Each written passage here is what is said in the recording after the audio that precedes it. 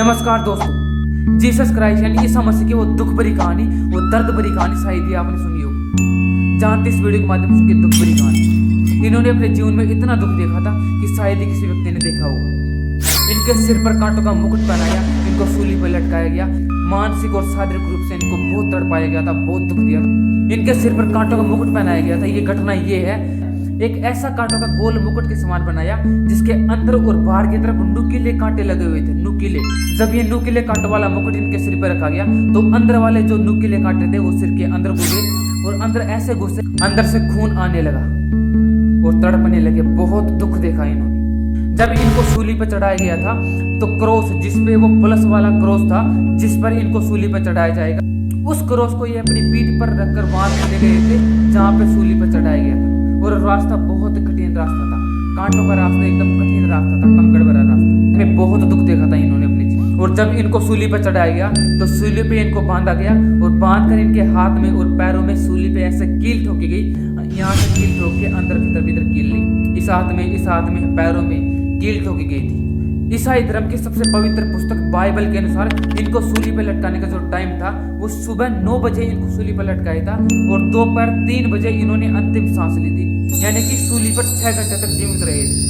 जब इनकी डेथ हुई तो सूली से इनको उतारा गया और उतारने के बाद एक कब्र में इनको दफनाया गया। जिस कब्र में इनको दफनाया गया था वो कब्र एक चट्टान को काट कर बनाई गई थी। कब्र में दफनाने के बाद में उस चट्टान का जो दरवाजा था उसको एक बड़े पत्थर से बंद कर दिया ताकि कोई व्यक्ति अंदर प्रवेश ना कर सके। इन्होंने कब्र में दफनाने के 3 दिन बाद में अपने शिष्यों को दर्शन दिए तो इनके शिष्यों की आंखों में विश्वास ही नहीं हुआ। जब कब्र को खोद कर देखा गया तो कब्र खाली पाई, यानी जीसस क्राइस्ट पुनर्जीवित हुए।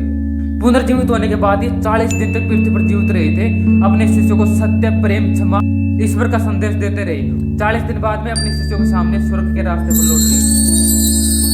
अब इनके बचपन की कहानी देखते हैं। अगर इनके जन्म की बात करें तो इनका जन्म एक कुंवारी महिला के पेट से हुआ था।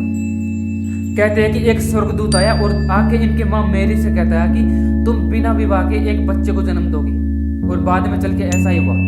इनको जन्म देने के बाद में एक व्यक्ति यूसुफ, जो बड़े ईमानदार व्यक्ति थे, इन्होंने इनका लालन पालन किया था, इसलिए बाद में इनको इनका पिता ही कहा जाने लगा। ये यूसुफ बढ़ई का काम करते थे, लकड़ी काटने का, जिन्होंने शुरुआत में ईसा मसीह को लकड़ी काटने का यानी बढ़ई का काम सिखाया था।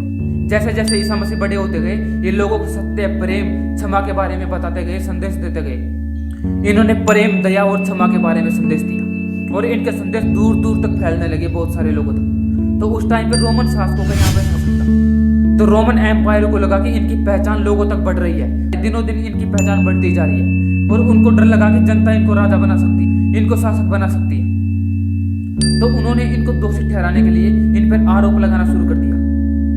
लेकिन सबसे दुख भरी बात यह है कि ये इन्हीं का शिष्य रोमन शासकों से जाके मिल गया और उन्होंने गुप्तगू इनकी बातों को पहुंचा दिया वहां पर, और उनकी वजह से इनको पकड़ लिया गया। और पकड़ के जब कोर्ट में पेश किया गया तो लोगों को, जनता को भड़का दिया उन रोमन शासकों ने कि ये हमारे भगवान की बात करता है, ये हमारे ईश्वर की बात करता है और खुद को ईश्वर का पुत्र कहता है, ये अन्याय कर रहा है हमारे ईश्वर के साथ। ऐसा कहते कहते लोगों को भड़का दिया और लोग, भीड़ इतना बढ़ गई कि भीड़ कहने लगे कि इनको सूली पर चढ़ा दो। और बाद में कोर्ट ने ये फैसला लिया कि इनको सूली पर चढ़ाया जाएगा। और बात की घटना तो आपको शुरुआत में बता दें कि सूली पर चढ़ाने की क्या दर्द था, क्या दर्द था।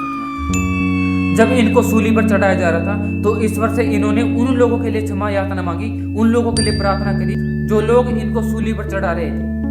उन धार्मिक नेता के लिए, उन भीड़ के लिए क्षमा मांगी कि ये ईश्वर इन्हें माफ कर, क्योंकि ये नहीं जानते कि वे क्या कर रहे। इतने महान व्यक्ति थे जो लोग इनको सूली पर चढ़ा रहे थे, उन्हीं के लिए प्रार्थना, क्षमा मांगी। सलूट है यार ऐसे महान व्यक्ति को। तो आपकी क्या राय है ऐसे महान व्यक्ति के बारे में, लिखिए कमेंट में और भर दीजिए कमेंट को।